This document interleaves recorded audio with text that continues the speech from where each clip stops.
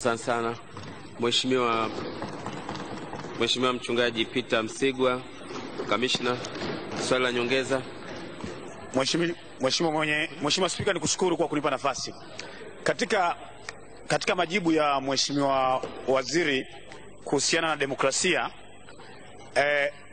hivi tunavyozungumza wanafunzi wa CHASO ambao wanahusiana na Chama cha Demokrasia wanazuiwa kufanya mahafali yao, wakati wanafunzi wa Chama cha Mapinduzi wanaruhusiwa, na kuna barua za polisi zinazuia mikutano hiyo.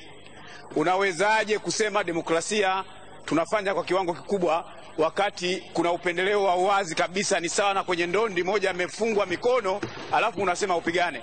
Je, waziri atakuwa tayari kuiagiza jeshi la polisi liache kutenda upendeleo katika kutekeleza majukumu ya kupractice demokrasia? Mchungaji Msigwa, Wizara ya Mambo ya Nje ndio inatoa vibali kwa wanafunzi kufanya mahafali?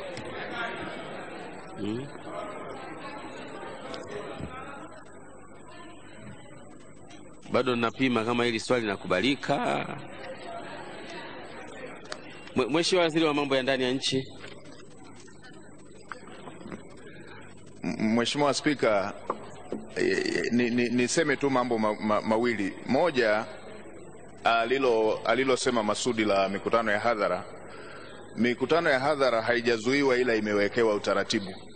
Na duniani kote standardi ya mikutano ya hadhara ni kama hivi tunavyofanya sisi hapa sasa. Tusifanye vitu kimazoea. Duniani kote standardi ya mikutano ya hadhara ni hivi tunavyofanya sisi. Nendeni hata kule tulikojifunza demokrasia za siasa za vyama vingi, huu ndio utaratibu wanaofanya. Mwaka jana Marekani imefanya uchaguzi.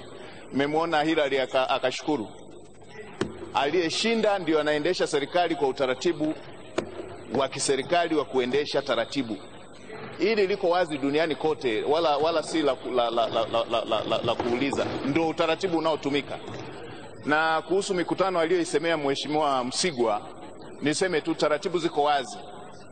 Kama CCM wamefuata taratibu wakapewa mikutano, chama kingine chochote wanachotakiwa ni kufuata taratibu zile zile waweze kupewa mikutano. Hili na lenyewe liko wazi. Lakini wengine kama hawajafanya utaratibu hawatapewa tu kwa sababu CCM walipewa, watapewa kwa kufuata utaratibu.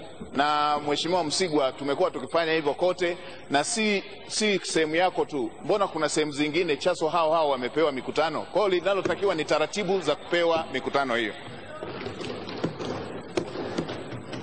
Sasa Esther, waziri wa mambo ya ndani akiongea unatakiwa unyamaze. Nimeshajua kwa nini babu zangu kule Mara wanapiga wake zao. Mtu anapoongea, hasa waziri ambaye ana jeshi la polisi, unatakiwa unyamaze kimya umsikilize.